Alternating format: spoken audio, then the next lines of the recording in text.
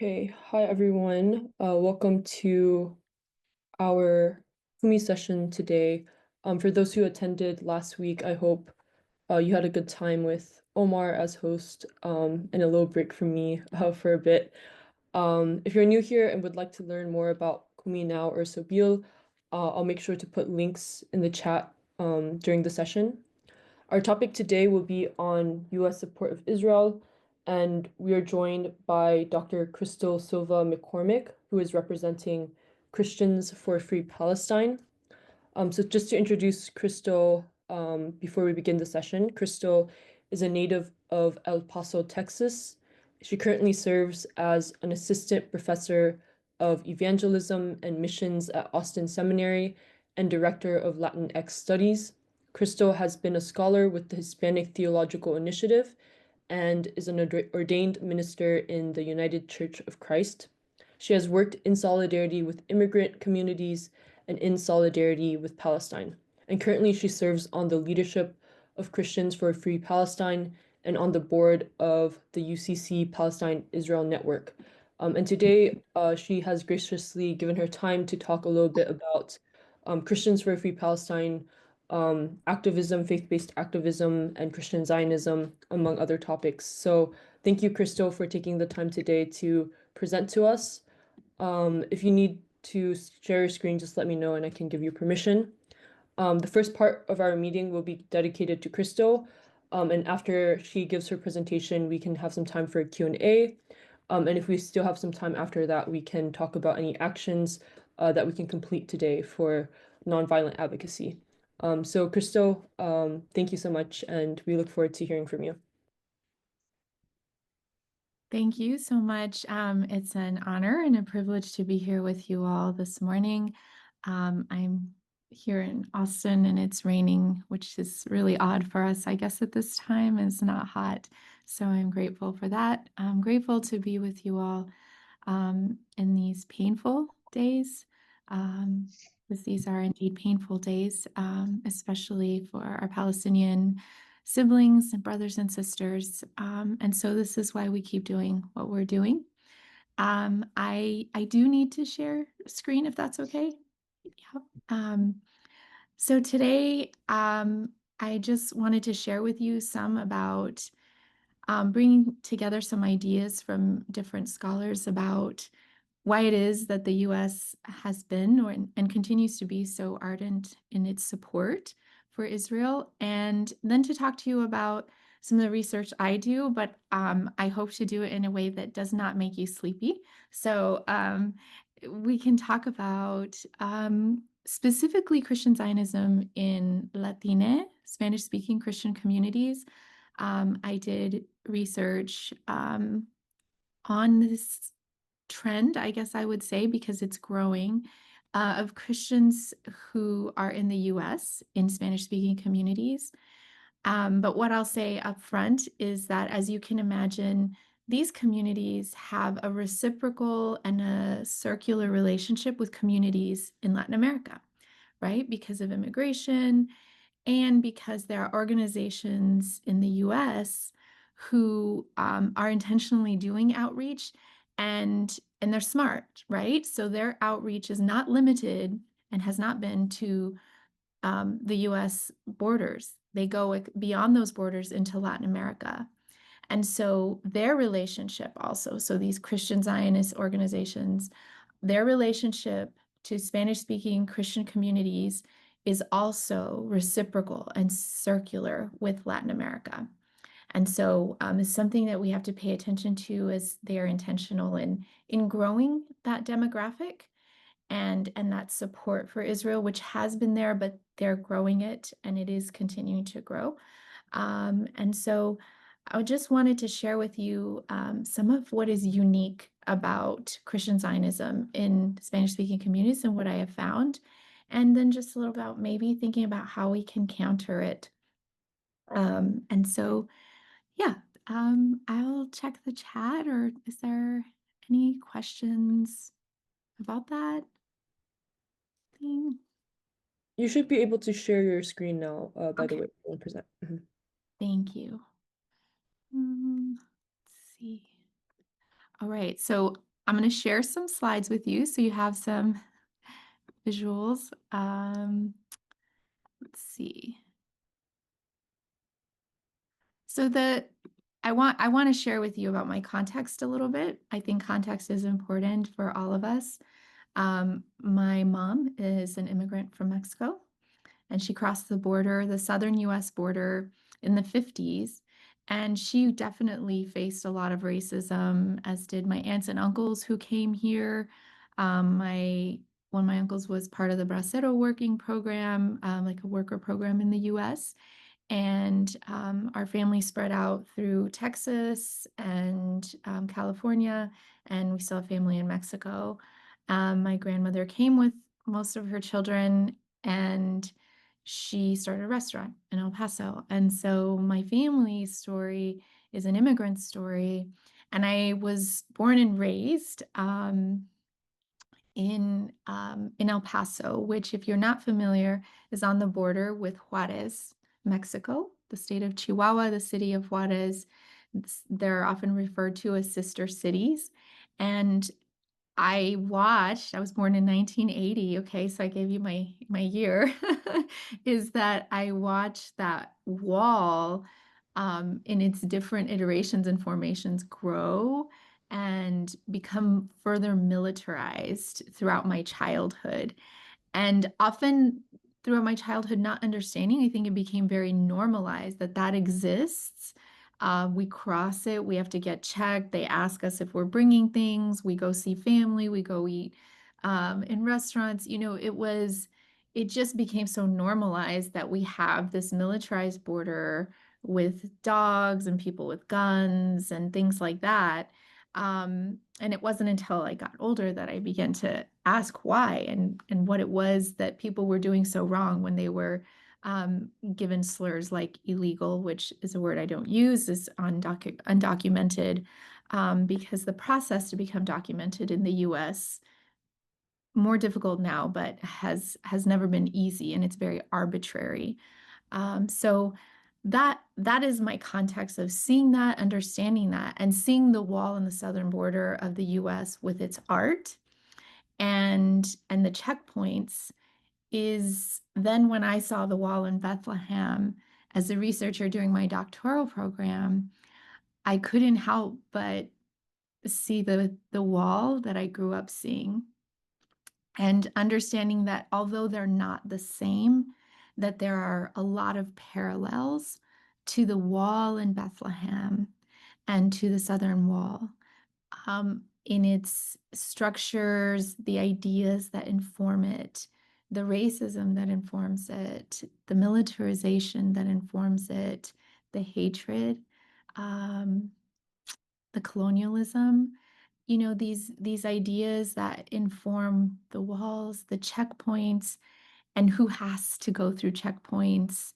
why, what assumptions are being made. And I think that I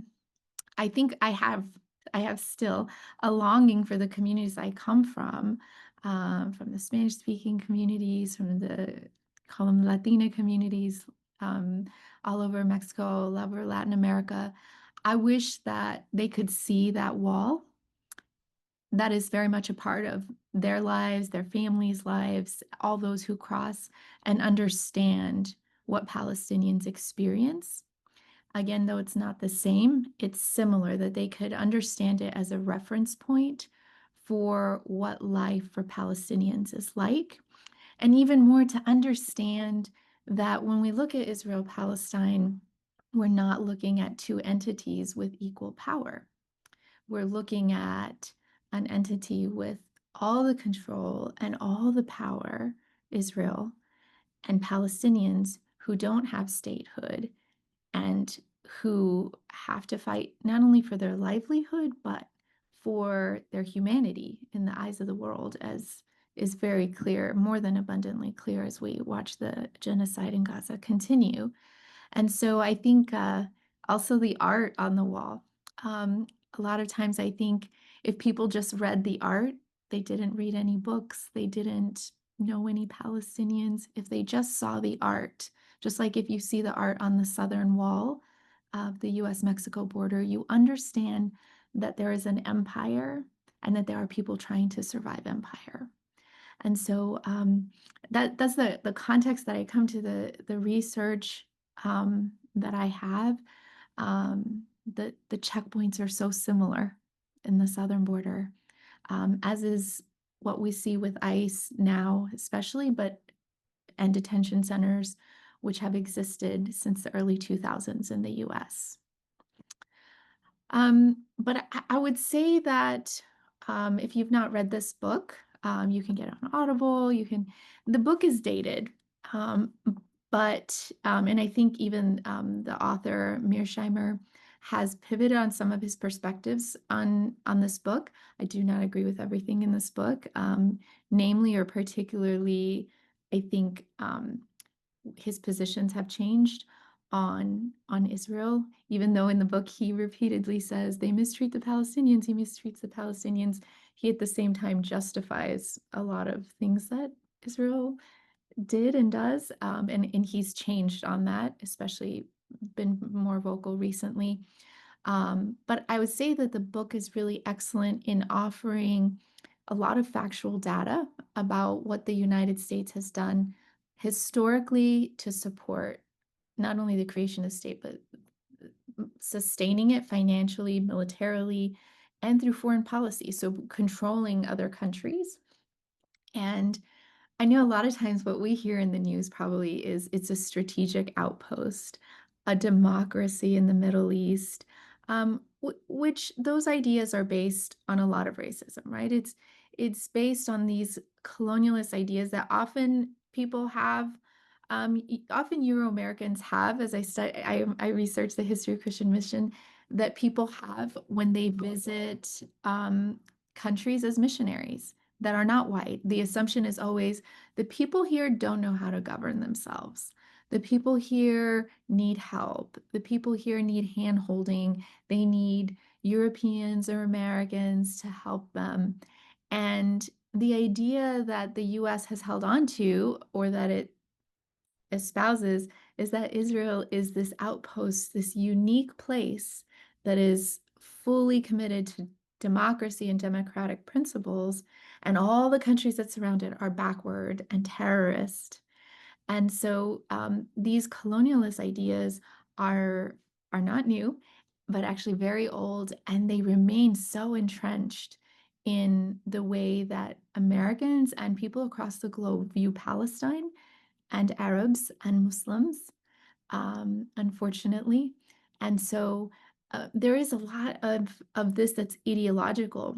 And I think what's important to note with that is that Mearsheimer and Walt, in their book, they will give you examples over and over and over of how the US will say, hey, this is going to help us keep us safer. This is going to benefit us financially, militarily. And it doesn't at any point. What they run up against over and over is quite the opposite. It puts the US in danger with allies, with countries that are not allies. It costs a lot financially. And so the question just lingers as to, well, why does the US keep doing this? Why does the US offer the phrase they use, unqualified support, over and over and over again, even to its own peril? And so yes, we can say that supposedly there is, benefits. Sometimes people say, hey, there's oil or militarily, or, this outpost, this idea of a beacon of democracy amongst a bunch of places that are not democratic. Again, a racist idea, but is just simply not accurate. It's not accurate. And this book does a really good job of showing that, but also showing how much money um, the US provides to Israel and has provided unconditionally. Or even when it has given conditions and Israel breaks those conditions, there are no consequences. And so a lot of this tends to be ideological. I would suggest to you in US foreign policy, in US culture. And so I would say that we have to look to Christian Zionism and maybe some of you all know people like this or institutions like this who might say, I'm not a Christian Zionist, but then they tend to espouse Christian Zionist ideals. Even if they don't have, let's say, the eschatology, the end times idea that, hey, we have to, support this date so Jesus can return. They have ideas, as I don't know how many of you saw or have heard, let's say, Mike Huckabee speak, um, or Elise Stefanik, who quoted scripture. And there's, some language around anti-Semitism in their justification of the support of the modern state of Israel, but also some language about scripture or citing scripture. And so it remains embedded, even if someone isn't genuine, it remains embedded, I would say to you, as something very culturally normative in the US. It just tends to be culture, and it has become so part of the culture in the US that people don't question it, right? It's just like that's what we do. That's a that's that outpost of democracy and things like that. And so it's part of civil religion. I don't know if you're familiar with that phrase, civil religion, but civil religion tends to be, I have the definition there, but an implicit religious values as a nation that we express through public rituals, symbols, ceremonies, right? And in the US, there are certain things that cannot be touched culturally, such as criticism of US foreign policy, because immediately then people are labeled not patriotic, not grateful to be in the US, things like that. So the US has had a tradition of really melding Christianity with commitments to US exceptionalism. Right. And this is not unique to the US. A lot of people around the world have oddly outside the country views about the US that it's this, city on a hill, which I'll look at in a minute. The early American settlers saw themselves as the new Israel as well. And they drew parallels between their experiences and the biblical narrative of the Israelites. So early on, civil religion starts forming because these Christians, these Puritans from Europe, largely from England, saw themselves as having a divine mission, being specially chosen by God. So that is really, really at the heart and at the center of the foundation of a lot of the ways the US views itself. And that's important in the way it views Israel. So I'm going to stop there and see if anyone has any questions or just pause for any comments on this so far. I don't know where the chat is. Let me see.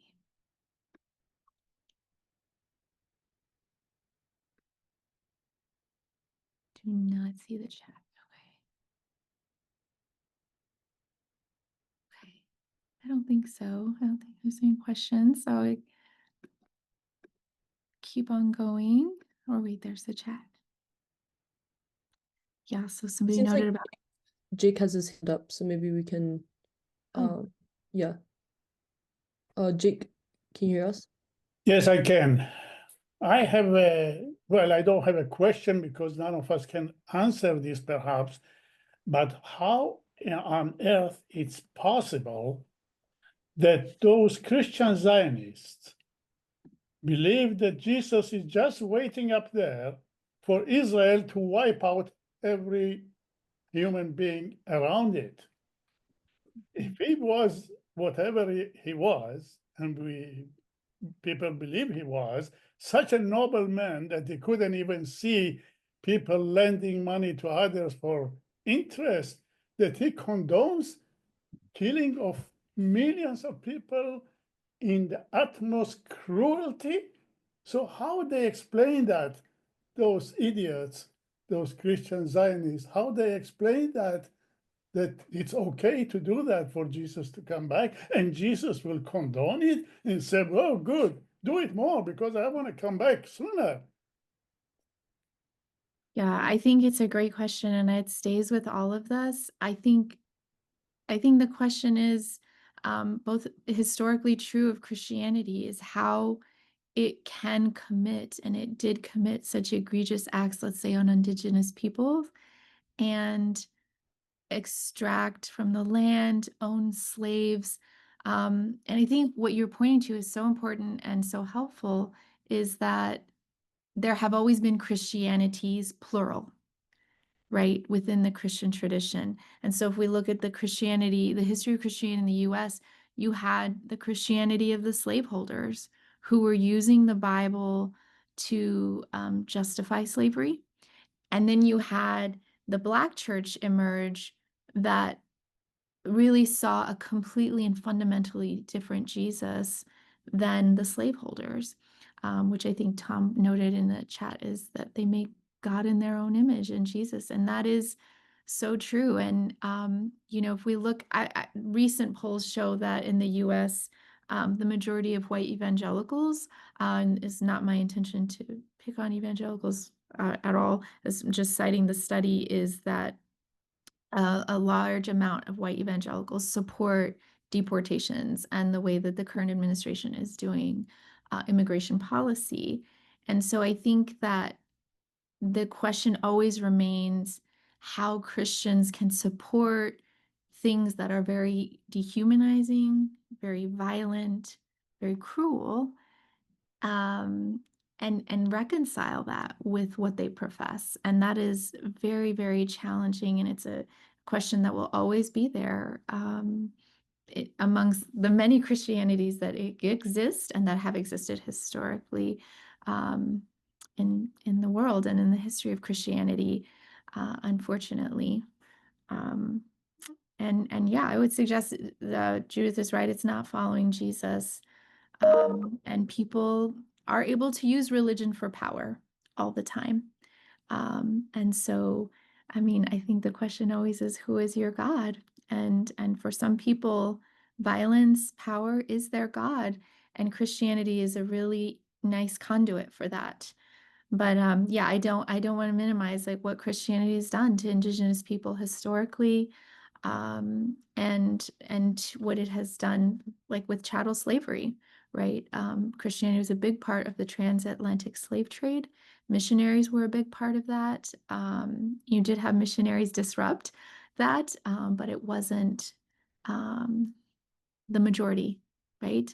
I always think of James Baldwin when he says, love has never been a popular movement. And I suggest, in my opinion, that that is true of the church as well. Love has been popular with a small group of people within the church and not the whole church. And that's unfortunate. But that's why we keep trying to do what we're doing.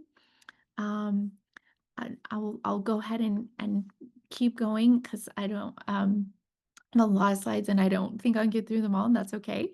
But I just want us to remember these ideas that are so rooted in American nationalism in the US. This Christianity, not just Christian Zionism, but Christianity. You raise a great point. How do these Christians do this? Well, it's so much based on being these chosen divine mission people. And who were those people? They were white people. They were white people. So this idea that white people had a divine purpose. So these same Puritans had disdain for the indigenous people here in what we now know as the US. They had disdain for them. They thought they were backward. They felt entitled to take their land. And we asked ourselves, how could we do that? How could people do that in the name of Christianity? And they did, and they owned slaves, right? And they're quoting scripture and saying, we are going to be a light to the world, a city on a hill that cannot be hidden. And so immediately at the foundation, I use that in quotes, right? Because there are already people here living in what we now know as the US, is that these Christians said, well, God has a divine mission for us, and we're going to be an example for the whole world. And so what you have is Christianity immediately becoming this civil religion. It becomes a part of nationalism, this merging of religious belief with national policies. So even the British that had come here, they felt like they had a national purpose and they're interpreting the Bible in a certain way. Well, they see themselves as the center. Um, and so national identity, biblical interpretation, national policy, national purpose all get intertwined. And below the surface, you have anti-Arab, anti-Muslim sentiment, and this growing philo-Semitism, which is a love for Jews. And that's not, you know, our Jewish siblings don't want philo-Semitism. They want us to care for them sincerely, out of love for them because they're human beings, not because they play a role in some end time story, but because we care for them and we care about anti-Semitism, right? But um, this philo-Semitism starts growing, this fascination with Jews, and not necessarily a care for them as human beings, but um, as objects in this Christian story.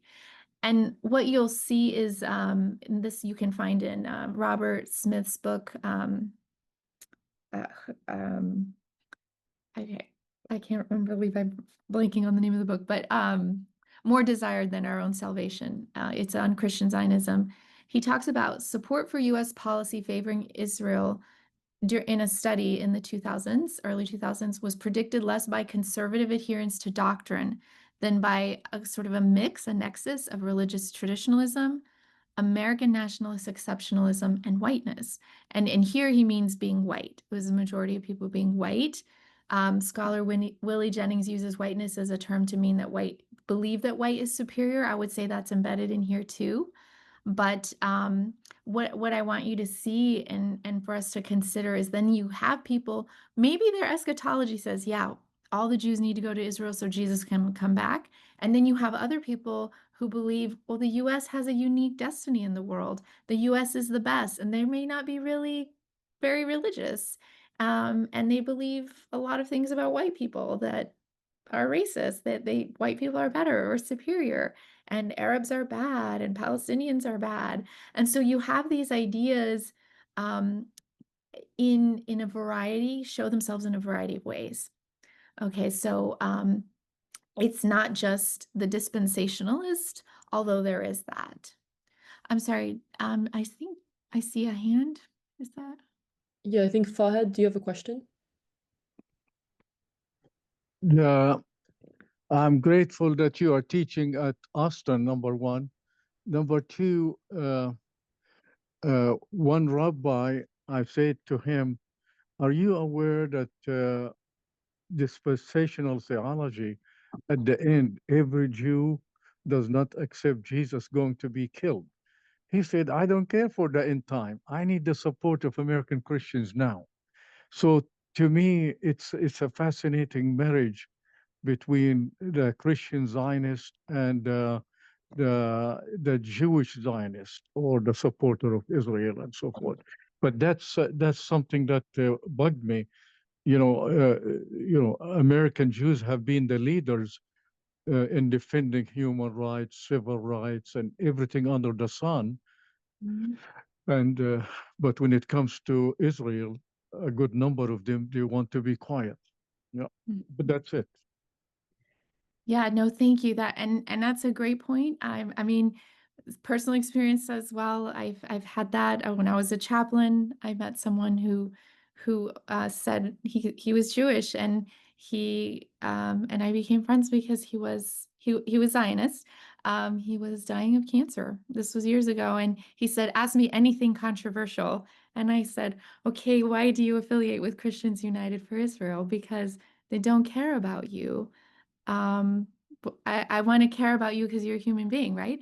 And he said, well, we need their support. They raised money for us. And so he believed that they were helpful in raising money to keep, in his mind, um, you know, his community safe, which I don't agree with. I don't believe that Israel makes Jews safer, and that Palestinians suffer under apartheid and occupation. But this was his belief. It was a trade-off, and he knew that essentially he was being used. an ideology, and that was very sad. And we did have a conversation about it, but it was a reality I think that he was willing to accept. Let's postpone the questions, I think, till the end. I just want to make sure you have all your points across before we have Yes. comments. Okay, So if you have yes. any questions for Crystal, just put it in the chat, and I'll also make sure to relay it to her. Thank you. Yes. So I do want to say I want to transition to a little bit now about Latino Christian Zionism, or Latina, depending on who you're asking. That's a big question in Spanish-speaking communities that could cause a lot of fights. So Latinx, Latine, Latino, Latina. So we all get it, what I'm referring to. But I want to say that in 2014 in the US, there were two things declining. The white population was seeing a decline. So just in general, the white population, regardless of religion, white population on the decline. So that also meant that white evangelicalism was on decline because the population declined and because there were less white people in the US identifying with evangelicalism. And so evangelical organizations took note of this. They saw this decline. And so around the same time, it is no coincidence then that you see an uptick and a growth and an emergence of evangelical organizations, churches doing outreach, not just to Spanish-speaking Christian communities, but especially Latina communities, because Latinos are still going to be and are becoming, well, that's changing now with the current policies on immigration, but we're becoming the majority in the US, okay, the majority population. And so it was an opportunity for white evangelicals and Christians United for Israel. I'm assuming most of you are aware. So they're about an hour and a half from where I am, that church. John Hagee, who started Christians United for Israel in 2006, says that they have 10 million members, and immediately in 2006 they had millions of members, and they span across denominations, but they were largely also a white organization. So they made efforts around this time to make Kufi en español and to host Noches para honrar a Israel, Nights to Honor Israel. They continue to do this across the country, to go to Spanish-speaking churches and host these Nights to Honor Israel, and to tap Latina pastors and say, hey, I want to take you on a trip. I want you to understand, and to host these nights. And what they're also doing is telling Latina Christians in the US and beyond that our heritage is Sephardic Judaism, and so that we need to connect to that heritage. And another thing that gets said, which is very racist against Arabs and Muslims, is, hey, we have family values in Latina communities. We have family values like Jews, which is the implication is then that nobody else does. It's inherently racist. But as what I described earlier is this being very tethered in Christian Zionism in the US, right, to civil religion, to these ideas that the US is the best, it's amazing, it's incredible, and even that white people are superior is embedded in this. And so one might ask, well, what do Latinos want to have anything to do with this, right? If the idea is that you have to accept these ideas about the US, if you have to sort of believe that the implication is that white people are superior, that they have, some superiority. And so what I would suggest to you is, just like there are Christianities plural, there are Christian Zionisms plural, probably in white evangelicalism, but in Latina evangelicalism. So I interviewed different people from in the US, but some of them were immigrants or are immigrants to this country, and they had differing perspectives about the US. Some of them, the US is that city on a hill that you need to believe is exceptional. And for others, they're like, we don't really buy that. And so let me show you this chart, which is out of place, but I would say that this kind of shows us a little bit the spectrum. It's this spectrum shows how I think Latina Christians have a little bit of a diverse commitment to their Christian Zionism. And one person that I met, she here is the quote. I did not ask about immigration status when I interviewed Christian Zionists, Latina Christian Zionists. My questions were largely focused on just trying to understand, help me understand why you believe this. Why is Israel important to you? And this particular person I interviewed brought up her immigration status. And, she said, I came to this country the wrong way, it was her words. And she felt like she had done something wrong and something sinful, which is taught in some Spanish-speaking Christian churches, that if you don't come through the certain process, then you are sinning. And she said, Esta es la casa de los Anglos. And she wasn't joking. She was saying to me that the US was the house of the white people and that she was a guest here and that she needed to do things the right way. So it was sad to hear this, because embedded in her views of herself as a Latina immigrant was that she was not, that white people are superior to her, and that this country is exceptional, and that she had wronged God and this country by coming as an undocumented person. So I think this is so important, because even though she is not from this country, she is a Latina, she has adopted values of whiteness, of white people, and ideas of US exceptionalism, right? And so that was very distinct about her Christian Zionism, but it wasn't across the board. My guess is, though, that there are many people like this, and this is a vulnerability. Okay, we're all responsible for what we do, what we say, what we believe. But I want to say that this is a vulnerability that can be exploited by Christian Zionist organizations to exploit a community, and communities that struggle, but also recognizing, and go back to the spread of Christianity into Latin America is another feature, another reason why you have, especially during the Cold War. Because if we all think about the Cold War, we might just think the US was really saying, we're afraid of the spread of communism. We're afraid of the spread of communism. And this is all over the history of the spread of Christian missions, okay, is that Christian missionaries, both intentionally and unwittingly, spread the idea that you have to believe certain things about the US to be Christian, particularly during the Cold War. And so when Protestant missionaries went into Latin America, they essentially sold and spread ideas about Christian Zionism, because they were spreading these ideas about US exceptionalism. And part of US exceptionalism means that you believe particular things about Israel. Okay. And so it replicates this idea of national identity, foreign policy, and Christianity across Latin America. And so in Latin America, you can find far right movements that have suppressed people's free speech, that have killed people, that have killed indigenous people, and they also support Israel to this day.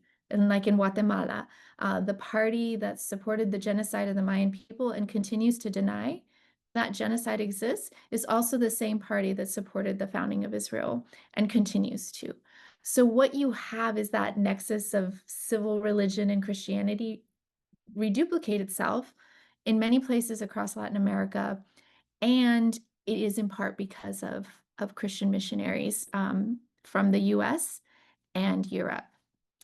So I'm looking at time. I'm going to skip through these. Pilgrimage is important in convincing people about Christian Zionism. These ideas about blessing from Genesis, that's very common for all Christian Zionism, I think. But for Latinos, a lot of times it's not about the prosperity gospel where you get rich. It's where your community can thrive and survive. So just another thing is just to note that there are many organizations that are really trying their best to do outreach, like Philos. They have Philos Catholic, they have Philos Black, and they have Philos Latino. Okay, and so they're doing their work in the US. And if you look in that middle picture, Cosechas de Lluvia, they are doing work in other countries like Guatemala. So again, the work is not just in the US, it's in Latin America. And then there's that circular reciprocal relationship because of immigration. And so just seeing that headline there in that article, Israel is a Hispanic opportunity. So it is both Zionist and Christian Zionist organizations that have taken on the interest to really bring Latinos into the fold, but not just Latinos, like Black Christians has their particular outreach from these organizations. And so I think, we have to counter this by continuing to tell the truth, normalize the truth, complicating things for people, right? Complicating the idea that the modern state of Israel is synonymous with biblical Israel. People in churches don't understand this, and they need it complicated for them so that they can start to untangle some of their own Christian Zionist beliefs. And as we know now, especially through this genocide, is that theological commitments have real consequences on the ground. And that's a quote from Reverend Dr. Munthurisak. So just something that we have to keep in mind as we do our best to counter this. So I will stop there because it's been a lot of time, and I just want to open up for questions and can share with you, if we have time, about Christians for a Free Palestine, what we will be doing this summer. Thank you so much, Crystal. I think this was such a good presentation because I think a lot of people, they might be familiar with Christian Zionism, whether that be familial connections or even I think more recently, especially after October 7th, a lot of, online media talking about Christian Zionists, and I think a lot of like even secular communities, they think of Christian Zionism as maybe a fringe ideology. But I think the historical context that you gave really underscored that it's very normal in US exceptionalism. It's part of the landscape of that. So that was really nice to kind of get that outline. So there's I think two hands up, so maybe we can address them first. Ted, I think you're muted. Okay. Yeah, to follow up on Reverend Fahed's comment, we lived in Jerusalem the year 2000. That's when we became aware of what the real truth was. There was an expose in Haaretz about the support of the Bible Belt churches for the settlements. And one of the journalists asked a rabbi in the settlements, that once, that they believe that once all the Jews get to Israel, if you don't accept Jesus, you're going to go to hell. The rabbi's answer was, we know all that, but in the meantime, we'll take their money. Yeah. Yes. And that's such a good point, because that is also in the book, The Israel Lobby, is the support from churches and organizations that fund settlements. So essentially they fund the displacement, the violence against Palestinians. Absolutely. Yeah. Thank you. Go ahead. Professor Silva, you are in a crucial location because of the seminary. That means you are training young women and men to be pastors in not only Presbyterian or other denomination. The thing that I'm thinking about, is there a way for you to connect with other mission professors in the PCUSA and in your denomination, and maybe every year we can raise money to give to Sabil for one or two professors to experience the situation on the ground. This is not for this whole conversation now, but I think I need to connect with you. I'm willing to raise the money for professors, because when you see, your eyes are open. And so to me is, you are out of the box as a professor. at Austin to understand the danger of Christian Zionism theologically, politically, and now on the ground. No, thank you so much for that. I'm fortunate that I will go with Sabine in a few weeks, and I think that's an excellent, idea. And I think Sabine is really trying to do that work. As many theological educators that we can, that are training seminarians. I don't know about you all's experience, but in my experience in seminary, even just a world religions class was enough um, to normalize Zionism in our world religions textbook, right? And to say that the land of Palestine was a land without a people and a people without a home. And I think of Dr. Gabor Mate, who's an anti-Zionist Jew, who's been speaking very outspoken and said that that's absolutely not true, right? And his own family had that experience of going to Palestine, believing that it was empty and seeing that it was not. And so there are so many ways that seminaries reinforce, be they progressive or not, across the spectrum, that reinforce Christian Zionist ideas and that are teaching them. And so absolutely, that's such an important thing that needs to be undone and addressed. So I'm so glad you raised it. Absolutely needs. And I would love to connect about that. I'm also curious about, because you mentioned your research into missions and how crucial missions and missionaries were to um, not just colonization, but also, Christian Zionism and these types of ideologies. So I'm curious your thoughts on like the future of missions and the current work that's being done by people like you, other scholars, to kind of work towards a different vision of what missions and that type of thinking could look like. Yeah, no, thanks for that question. I think that a shift to missions of accompaniment and solidarity is really important. I think that sometimes scares Christians to think, oh, wait, we're not going to convert people. No, we're not, because what missionaries have often found is actually that they're the ones transformed. And Euro-American missionaries especially, that trend has changed. Missionaries are now going out from the global South, but the Euro-American missions have often, and missionaries have often mistakenly thought we know more and we have more because we have more materially. We're superior because we understand Christianity and people don't. And it was never, they lacked moral imagination about other people's cultures. They lacked the humility to understand that God was already somewhere before they were there. And they really took part in colonialism, right? The violent displacement, genocide of indigenous people across the globe. And the only way to undo that harm is to tell the truth about it and to engage in solidarity that seeks to repair. And I think to stand in solidarity with people who are marginalized, not to think that we go places and are these agents of pillars of knowledge and agents of change that can exist, when actually often missionaries put burden on communities and the communities put up with the missionaries. So I think it's an understanding that we've been doing it the wrong way, actually. So God help us and continue to humble us. Yeah. So there's a lot of comments and questions here, and I wanted to maybe highlight a few comments I think might be interesting to dig deeper into. Someone talked about Latinx's heritage with Sephardic Judaism, and I think Latin America has a history of Spanish colonization and even the language and that connection to Spain. I'm also curious in terms of how that has affected maybe your research in terms of Christian Zionism in these communities that have already been colonized and now they're becoming refugees maybe somewhere else, or things like that. So I'm curious if you want to expand a little bit on some of these like themes and ties there. Yeah.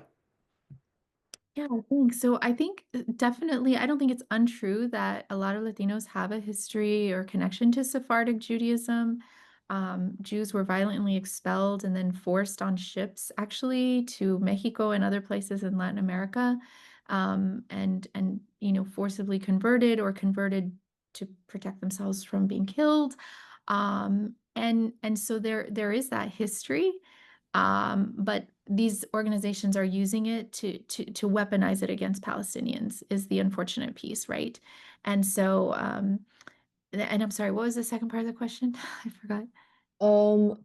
I think, well, it was just a comment, so I was just giving a little bit of context. But I think also what would be interesting, maybe you could elaborate on, because you mentioned also the diverse spectrum of Christian Zionism, and especially I think in the US Latine communities, a lot of them are Catholic, for example, and I think a lot of Christian Zionism, maybe the focus for a lot of people are usually on evangelicals and Protestants. So I'm also maybe curious in terms of elaborating maybe on Catholic communities and what that might look like for them.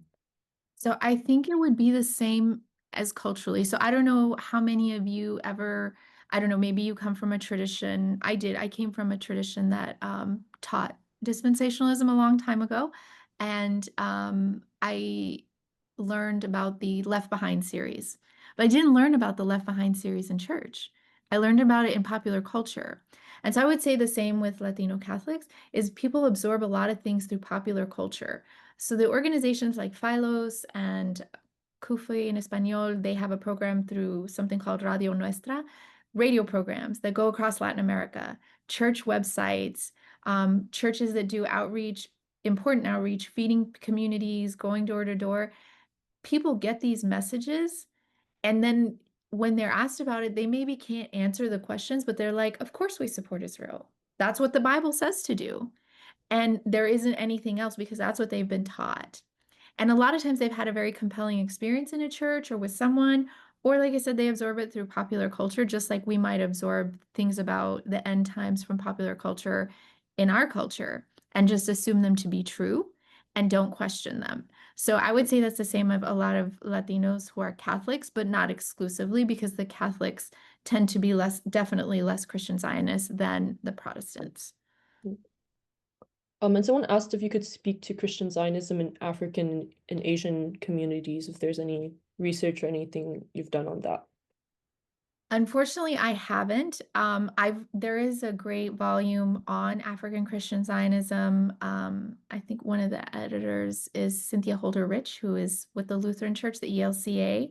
And I did use that to inform some of my research. And I think that's a great book to reference where it talks about the many ways and facets that Christian Zionism has found itself in nations in Africa. And I would say too that that is when you look at that book, that volume, you will see that a lot of it has to do with the Christian missionary enterprise.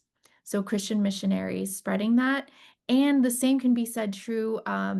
There is also a great book about Billy Graham and his relationship to spreading imperialism in Korea, for example. And that has a lot of resonance with what we're talking about with Christian Zionism, is the spread of Christianity through evangelical movements like Billy Graham that had a huge following in Korea and other places, that people were being taught we need to accept these beliefs about the US. And of course, as I mentioned, that means you have to believe particularly things about Israel to be Christian. And so Billy Graham had his role in there, Pat Robertson all over Latin America, Jerry Falwell.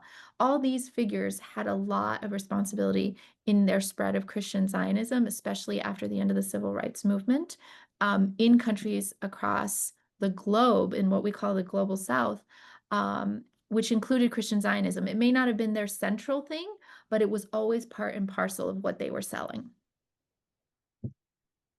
There's another question here about Palestinian liberation theology or Palestinian ways of doing theology, and how has that affected Latine communities at all? Has it been, or maybe in the last 1.5 years, that could be something you could also speak to, maybe in terms of how you've witnessed, like church communities, for example, like be exposed to these ideas. Yeah, I think that's a great question. I think actually, yes, I think there have been a lot of Latina communities being impacted, especially as they learn about Munthar Isaac and hear his sermons and Mitri Rahab, and they start gaining knowledge and they start saying, wow, these are Christian siblings, these are my siblings in the faith, and this is new to me, and this is a very authentic Christianity is what they see. But I would say that there's still so much lack of not knowing that even Palestinian Christians exist, right? and also diffusing stereotypes that people have. And I was just with Latino women, the Hispanic ministry in the Presbyterian Church a couple months ago, and I said I was with the Palestinian Christians in Bethlehem. I said that to them to start the conversation, and they said, "But did you go to Jerusalem?" And I said, "I was in Bethlehem with the Palestinian Christians," and they kept saying, "But did you go to Jerusalem?" And they said, "Well, we watch a program," and so there is so much embedded. And what they were telling me is they watch a program that comes out of Jerusalem and it's Christian Zionist. So Mm. it's very hard for so many Latina communities to hear the voices of our Palestinian Christian siblings. And that's an important work that we have to do. Yeah. So for the next few minutes, why don't you talk a little bit also about Christians for Free Palestine and maybe some of the work that you're doing there and how people might be able to get involved. Yes, thank you so much. So we have a community call at Christians for Free Palestine. We have done some things where we get arrested, but I want to say that's not for everybody. And some people are differently able. Some people don't want to get arrested. It's not safe for them to get arrested. So we have a number of ways that people have been involved in the actions that we've done, being present, supporting financially, or just coming and buying water. When we were arrested at the Senate cafeteria, we did this last spring. We shut down the Senate cafeteria by singing songs. We sang songs and we locked arms and we said, no one in the Senate is going to eat today because Gaza is not eating. And what we wanted to do is highlight what was happening in Gaza for people who didn't know, and to highlight the fact that our government had a role in the starvation and the genocide in Gaza. And and before this action, though, where people were arrested, we had a worship service outside. And so it was a way for everybody to connect and to be a part of it. We live streamed it. And so there are multiple ways. I just want to say there are multiple ways to get involved. We have community calls. Right now we've had solidarity circles, but they're coming to a close. But our next community call will be on the 15th. It's a part 2. Our part 1 was focused on anti-Semitism, how it's being weaponized. And we had some really incredible Jewish partners speak about what real anti-Semitism is, meaning like the concerns with white supremacists, Nazis, other people with strong hatred of Jews, and the weaponization of anti-Semitism that they were speaking against very powerfully. Our next call will focus on the anti-Muslim, anti-Palestinian racism and how we can fight that as Christians and the role Christian supremacy plays on that. So you can sign up at our website and join us for that call. The other thing is last summer, so last spring we shut down the cafeteria, and last summer we showed up to Christians United for Israel's annual summit. Some of us disrupted inside. We registered and attended and disrupted and were quickly removed. But we did about 5 groups of 4, and we just chanted because we wanted them to understand and the world to understand Kufai's role in what they were doing and what is happening in Gaza. And so you can see signs that say Kufai fuels genocide, Kufai kills. We shouted, "Stop the genocide." And I want to say something very important to you is that at this summit that people from all over the country went to in DC, the majority of the Christian Zionists there were not white. I did not see a sea of white people in there. I saw a very diverse group. So Christian Zionism in the US is diversifying, and that is important for us to pay attention to if we want to counter it. But we had people hold signs in front of their summit. People were arrested stopping buses, Kufai buses, going to do legislative visits and lobbying. And we also did interfaith services outside, interfaith, Jewish partners, Muslim partners. We listened to Palestinian voices and we sang hymns. And one of our services, actually, Kufai members came and started shouting at us, and we had some people gently de-escalating them. And we just circled up and we sang. We sang, So our commitment to nonviolence, our commitment to peace, our commitment to love, and our commitment to justice remains steadfast. And our work is in partnership with all the work of many organizations that have been doing incredible work, right? It's not to replace anyone's work, it's to just work alongside everybody, because all of it is needed. All of it is important. All of it is needed to continue to move the needle and to speak very loudly and clearly that the Palestinians are living under a genocide, ethnic cleansing, and apartheid, and that we won't stand for it. We're going to stand against it. So we're going to do another interfaith action. We don't have all the details yet, but if you want to participate, you can go to the website, Christians for Free Palestine, and you'll see our Interfaith for Palestine website as well there. And you can sign up just to get information if you would like to join us, or any of our community calls, just to find out what we're up to. And we'd love for you to join us. Thank you so much, Crystal, for sharing all these wonderful resources. Maybe we can link it in the chat for people just to click on. And would you be also willing to share your contact information for anyone who wants to follow up with you? Absolutely. No problem. I'm gonna, and the chat, put the interfaith action, and then the Christians for Free Palestine website. And then I will also put my email address, and please feel free to reach out. Let's see. Awesome. Thank you so much. And thank you so much for taking the time today to present to us. And I think a lot of people weren't very familiar with this topic. So I think, it was really great for you to talk to us today about it. Oh, no, thank you all so much. It was a joy to be with you all. And, we all keep going together in these days. I I spelled the email address wrong the first time. Sorry. I put it correct. Okay. Okay, awesome. So yeah, everyone, if you want to check out the websites, they're there, and you can click on it to check out the actions and events that are upcoming.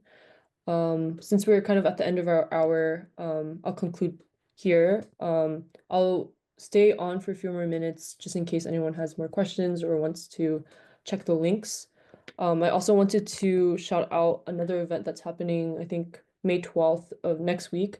Omar Harami, who is the executive director of Sabeel, is getting awarded at DePaul University. He won't be there in person, but there will be a virtual celebration, so I'll just copy and paste that for everyone to register if you're interested in attending either virtually or in person. And it's based in Chicago, so I'll just paste that for everyone to